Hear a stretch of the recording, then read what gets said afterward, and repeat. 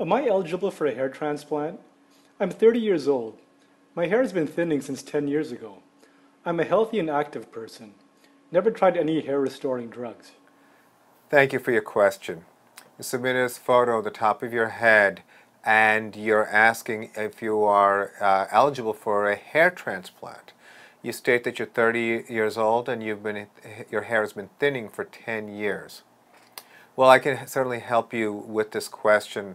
I'm a board-certified cosmetic surgeon performing hair transplant surgery for over 20 years.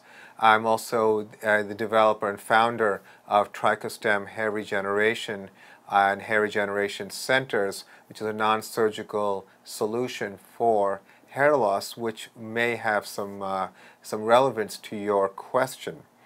And in practice for over 20 years. So the question of whether or not you're eligible for a hair transplant really first depends on what you want to achieve. Now, the reality is that most people who go for a hair transplant desire full coverage of the top of their head.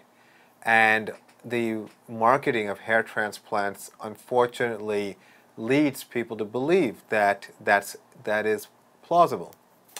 But the reality is the donor area that is the source of the grafts for hair transplant is very limited and very narrow. So regardless of whether or not you're doing FUTs or strip method, FUEs, robot technology, whatever it is you're doing for transplantation, you're still limited by the number of hairs available in the donor area. I'll tell you that as most men get older, when I say older, 40s to 50s, the common or more accepted social norm of hair loss allows for results which are more consistent with a particular age range.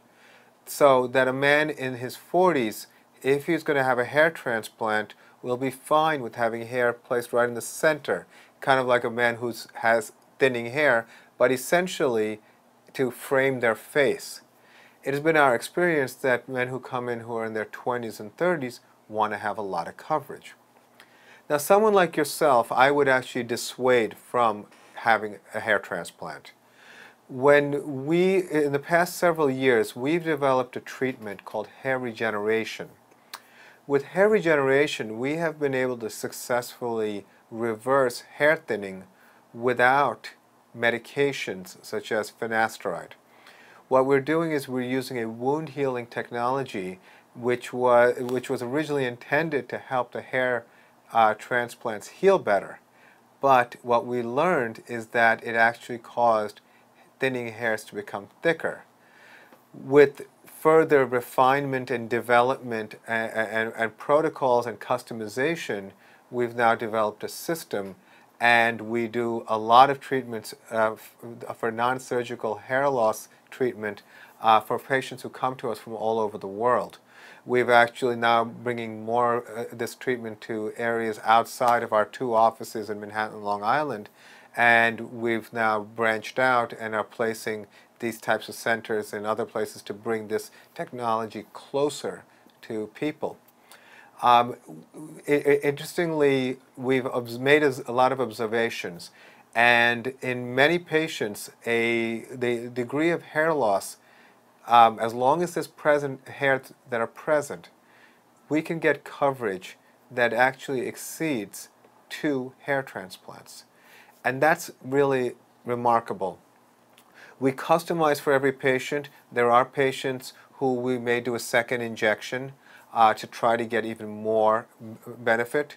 There are going to be some people who don't respond to the treatment. There are going to be people who respond better, and other people who don't respond as aggressively. There's a spectrum, but with male pattern hair loss, more than 99% of our patients actually do see benefit. And so I would suggest that you, in addition to hair regeneration, if you want to try to hold on to the hair that you have, with or without this technology, you should also think about finasteride or Propecia.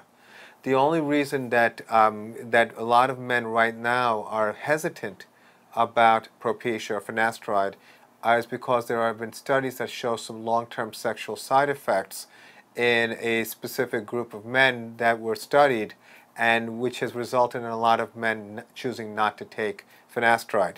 Many of these people come to us to have hair regeneration treatment and are very happy with the results.